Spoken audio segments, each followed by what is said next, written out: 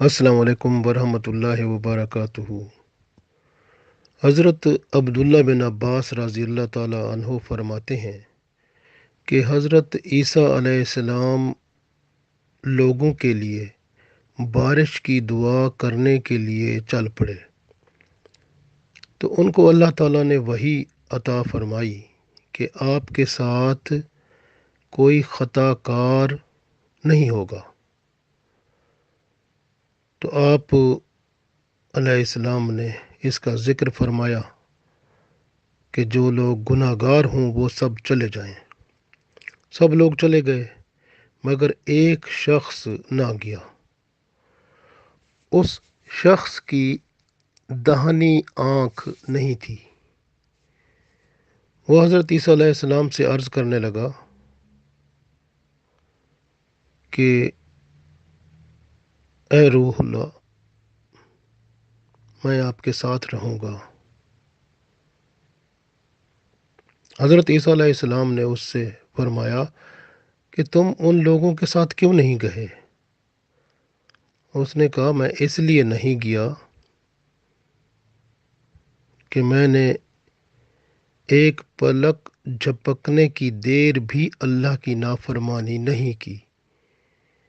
ایک مرتبہ میں نے آنکھ پھیری اور اپنی اس آنکھ سے ایک عورت کے قدم پر میری نگاہ پڑ گئی تھی، حالانکہ اس کو دیکھنے کا میرا کوئی ارادہ نہیں تھا، مگر میں نے اس آنکھ کو، جس ایک آنکھ نے اس کے قدم کو دیکھا تھا، میں نے اس آنکھ کو باہر نکال دیا۔ اگر میں بائیں آنکھ سے بھی دیکھتا تو بائیں والی آنکھ کو بھی باہر نکال دیتا۔ حضرت عبداللہ بن عباس رضی اللہ تعالیٰ عنہ فرماتے ہیں کہ حضرت عیسیٰ علیہ السلام رو پڑے، حتیٰ کہ ان کی داڑھی مبارک آنسوؤں سے تر ہو گئی۔ پھر ارشاد فرمایا اس کو کہ تم دعا کرو بارش کے لیے کہ تم مجھ سے زیادہ دعا کرنے کے مستحق ہو، کیونکہ میں تو نبی ہونے کی وجہ سے معصوم ہوں، لیکن تم پر تو اللہ کی رحمت ہے کہ اللہ نے تمہیں گناہ سے محفوظ فرما دیا۔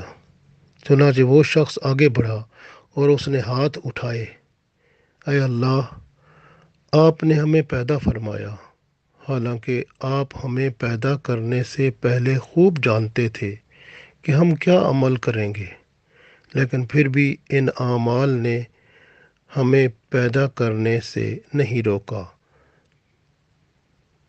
جس طرح سے آپ نے ہمیں اپنی مرضی سے پیدا فرمایا اور ہمارے لیے روزی کے کفیل عطا فرمائے، اور اس طرح سے ہم پر بارش بھی خوب برسا دیں۔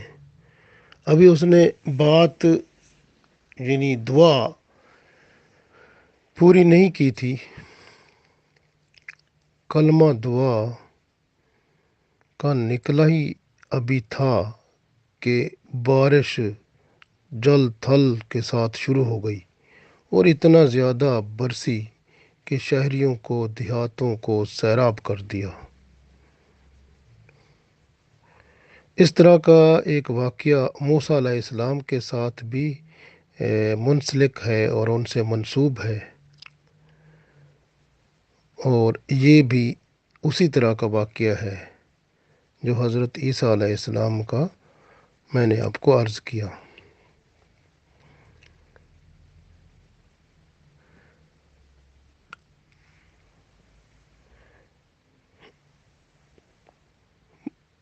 نظر کی، نگاہ کی حفاظت کرنا ہم سب کا یہ فرض ہے، کیونکہ اگر بندہ اللہ سے عبادت کی لذت چاہتا ہے تو پھر اپنی نگاہ کو غیر کی طرف سے ہٹا لے، عبادت میں لذت ملنا شروع ہو جائے گی۔ عبادت میں لذت بھی ملے گی، اور ایک اور بڑی خوب بات ہے کہ اگر بندہ ان چیزوں کو جن کو اللہ تعالیٰ نے حرام قرار دیا ہے، یعنی جن کی طرف نظر نہ کرنے کا حکم فرمایا ہے، اگر بندہ ان کی طرف اپنی نظر ہٹا لے تو بندے کے دل میں اللہ کی محبت پیدا ہو جاتی ہے۔ تو اللہ کی محبت پیدا کرنے کے لیے اپنی نظر کو منع کی ہوئی چیزوں سے ہٹانا بہت ضروری ہے۔ اللہ تعالی ہم سب کو اس کی توفیق عطا فرمائے۔ حضرت وہب رحمۃ اللہ علیہ فرماتے ہیں کہ بنی اسرائیل کی قوم میں ایک عبادت خانہ تھا، اس میں عابدوں کی ایک جماعت رہا کرتی تھی۔ عید کے موقع پر یہ لوگ جمع ہوتے تھے۔ تو ایک دن عید کے موقع پر یہ عید کی شرکت کے لیے نکلے۔ ان عابدوں میں ایک عابد کی نظر ایک نیک عبادت گزار خاتون پر پڑی اور ان کی نظر وہاں ٹک گئی۔ جب اس خاتون نے دیکھا تو کہا کہ پاک ہے وہ ذات جس نے آنکھوں کو روشن کیا اور وہ دیکھنے کے قابل ہو گئیں، لیکن وہ حرام کردہ اشیاء کو دیکھنے میں مصروف ہو گئیں۔ یہ سنتے ہی وہ عابد منہ کے بل جا پڑا اور یہ کہنا شروع کر دیا، اے اللہ، میں نے یہ جو غلط نگاہ ڈالی ہے اس کی سزا میں میری بینائی سلب نہ کرنا۔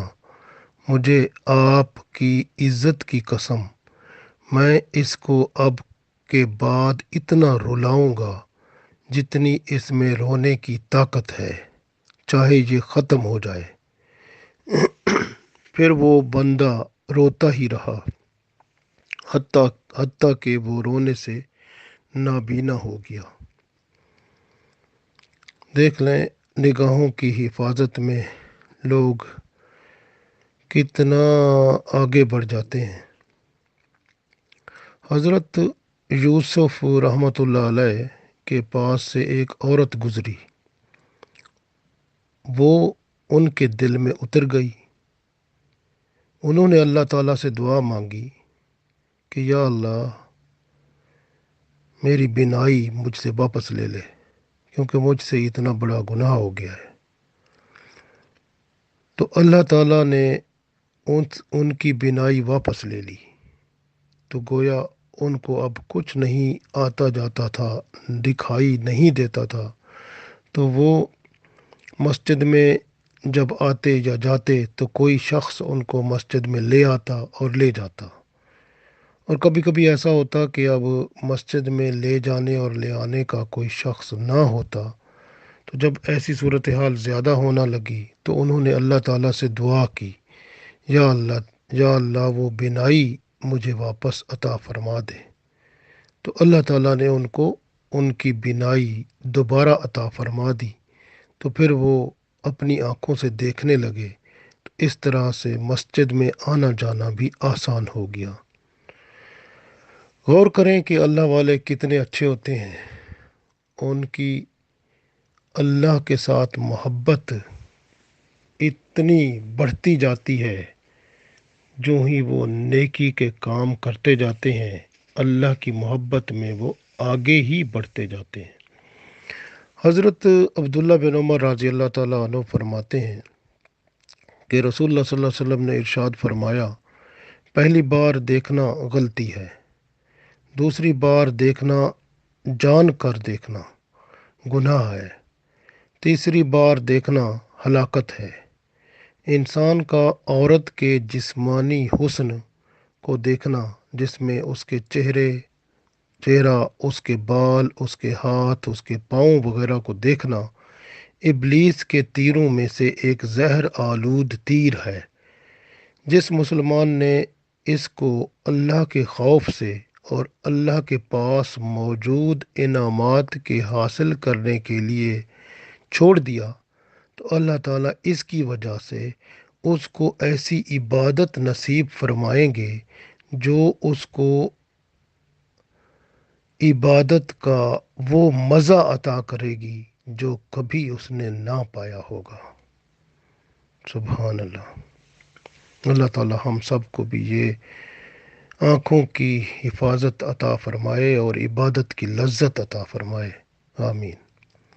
حضرت ابو ہریرہ رضی اللہ تعالیٰ عنہ ارشاد فرماتے ہیں کہ رسول اللہ صلی اللہ علیہ وآلہ وسلم نے ارشاد فرمایا، قیامت کے دن ہر آنکھ اپنے کسی نہ کسی گناہ کی وجہ سے رونے والی ہوگی، سوائے ایک اس آنکھ کے جس کو اللہ کی حرام کردہ چیزوں کو دیکھنے کے وقت بند کر دیا گیا ہو، یعنی جن چیزوں کو اللہ نے منع کیا ہے جو اس کو نہیں دیکھتا، قیامت کے دن وہ آنکھ رونے والی نہیں ہوگی۔ اور فرمایا آگے کہ اور سوائے اس آنکھ کے جو اللہ کے راستے میں جہاد میں خدمت اسلام میں جاگتی رہی ہو، اور پھر فرمایا کہ اور سوائے اس آنکھ کے جس سے مکھی کے سر کے بال کے برابر بھی اللہ تعالیٰ کے خوف سے آنسو کا ایک قطرہ گر پڑا ہو، تو ایسی آنکھیں وہاں رونے والی نہیں ہوں گی۔ اللہ تعالیٰ ہمیں بھی ایسی آنکھوں سے منور فرمائے اور ہمارے اندر کی غلاظت دور فرمائے، ہمیں آنکھوں کی پاکیزگی عطا فرمائے۔ حضرت ابراہیم رحمۃ اللہ علیہ بیان فرماتے ہیں کہ میں نے ایک شخص کو سالیہ اور خزیمہ کے درمیان، یہ عرب میں دو جگہ ہیں، ایک دفعہ نماز پڑھتے ہوئے دیکھا۔ وہ آدمی لوگوں سے الگ تھلگ تھا۔ میں نے اس کے نماز پورا کرنے کا انتظار کیا۔ جب اس نے نماز پوری کر لی تو میں نے اس سے پوچھا، تمہارے ساتھ کوئی مددگار غمگسار نہیں ہے کہ تو جنگل میں اکیلا عبادت کر رہا ہے؟ اس نے کہا، کیوں نہیں؟ تو پھر میں نے اس کو کہا کہ وہ کہاں ہے؟ اس نے کہا، وہ میرے سامنے بھی ہے، وہ میرے ساتھ ہے، وہ میرے پیچھے بھی ہے، میرے داہنے بھی ہے، میرے بائیں بھی ہے، وہ میرے اوپر بھی ہے۔ مجھے علم ہو گیا کہ اس شخص کے پاس معرفت خداوندی یعنی اللہ کی پہچان موجود ہے۔ پھر میں نے اس سے پوچھا، کیا آپ کے پاس توشہ آخرت ہے؟ یعنی آپ نے کوئی آخرت کے لیے بھی کچھ جمع کر رکھا ہے؟ اس نے کہا، کیوں نہیں؟ میں نے کہا، وہ کہاں ہے؟ اس نے کہا، اللہ تعالیٰ کے لیے اخلاص، یعنی جو کام بھی کرتا ہوں اخلاص کے ساتھ کرتا ہوں۔ اخلاص اور اس کی توحید اور اس کے نبی صلی اللہ علیہ وسلم کی نبوت کا اقرار کرنا اور ایمان صادق اور مضبوط توکل، یہ میرے پاس توشہ آخرت موجود ہے۔ پھر میں نے کہا، آپ میرے ساتھ کیا رہنا پسند کریں گے؟ اس نے کہا کہ کیا تو یہ چاہتا ہے کہ میں اللہ تعالیٰ کی قربت کو چھوڑ کر تیرے ساتھ مشغول ہو جاؤں؟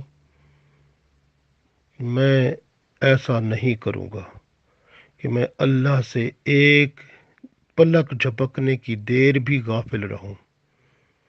پھر میں نے پوچھا، کیا آپ اس جنگل میں اکیلے گھبراتے ہیں؟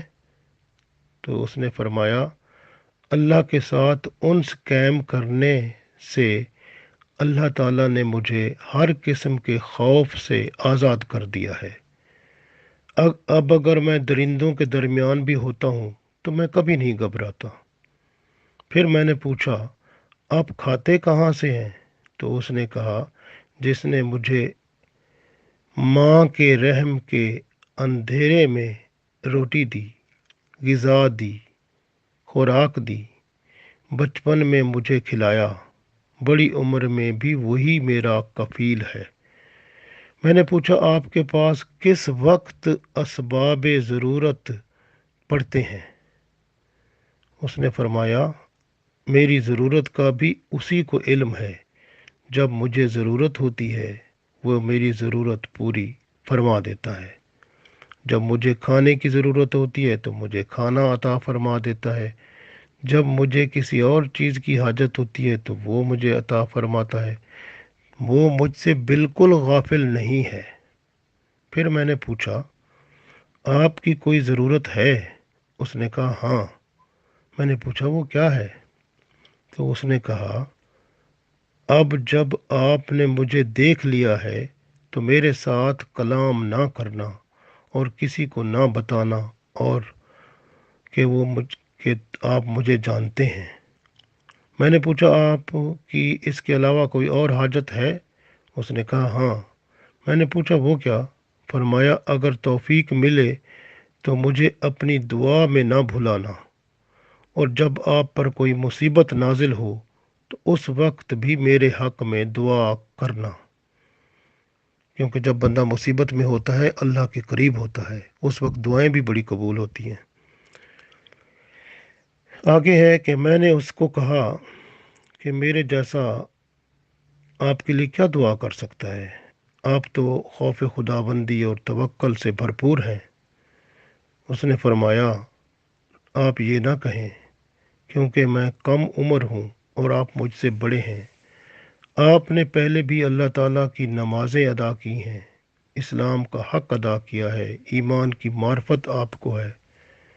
फिर मैंने उसको कहा कि मेरी भी एक हाजत है। उसने कहा, वो क्या है? मैंने कहा, आप मेरे लिए अल्लाह ताला से दुआ करें। तो उसने मेरे लिए दुआ की। अल्लाह से अर्ज़ किया, ऐ अल्लाह ताला, तेरी निगाह को, या अल्लाह इसकी निगाह को हर गुनाह से महफूज फरमा दे और इसके दिल में अपनी फ़िक्र पैदा फरमा दे, जिसमें तेरी रज़ा ही इसे हासिल हो जाए, यहाँ तक कि तेरी ज़ात के सिवा इसका कोई मतलूब और मकसूद ना रहे। फिर मैंने उसको कहा, ऐ मेरे दोस्त, मैं आपको कहाँ मिलूँगा और कहाँ तलाश करूँगा? उसने फरमाया कि दुनिया में तो खुद मेरी मुलाकात का शौक़ ना रखना, आखिरत में इंशाअल्लाह जहाँ मुत्तकीन होंगे वहाँ ज़रूर मुलाकात होगी। तो मैंने पूछा, आप इस दर्जे पर कैसे पहुँचे? तो उसने फरमाया, हर हराम करदा चीज़ से मैंने अपनी आँख की हिफाजत की और हर मुनकर और गुनाह की चीज़ से इज्तनाब किया, तो अल्लाह ताला ने मेरे ऊपर ये करम फरमाया। तो गोया यहाँ से हमें सबक मिला, आँख की हिफाजत और गुनाहों से बचना कुर्बत इलाही को हमारे लिए आसान फरमा देता है।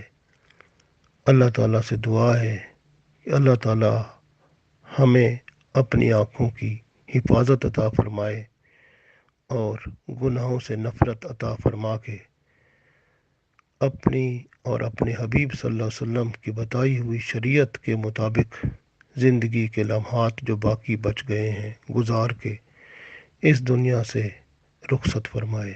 आमीन।